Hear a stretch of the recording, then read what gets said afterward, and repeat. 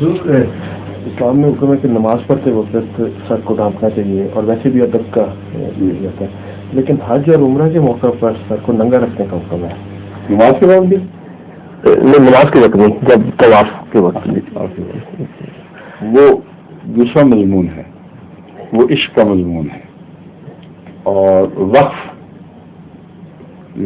للہ جو ہے نا اس کا مضمون ہے۔ اس میں سر مڈانے اور سر ننگا کرنے کا ہی تعلق ساری اس انسانی تاریخ سے چلا آ رہا ہے۔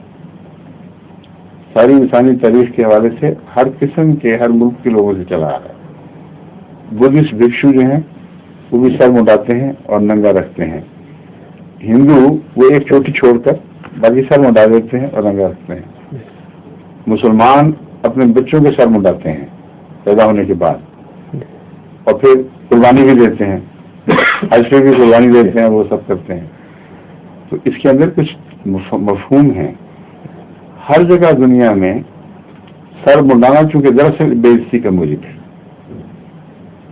اصل بات یہ ہے، مگر ایک اعلیٰ قدر کی خاطر اپنی عزت نفس کو مارنا یہ عزت افزائی ہو جاتی ہے، بالکل برعکس چیز پیدا ہو جاتی ہے۔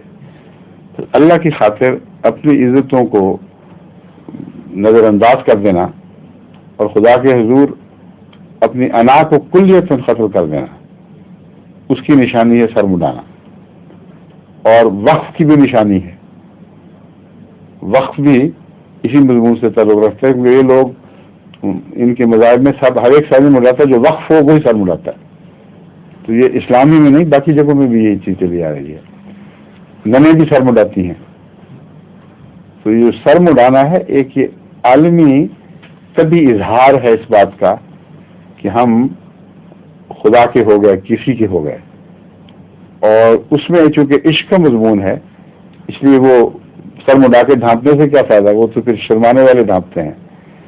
جہاں تک نماز کا مضمون ہے وہاں سر ڈھانپ کر ہی پڑی جاتی ہے، سمجھ گئے؟ سمائیے۔ سوال ہے ہاں ظہور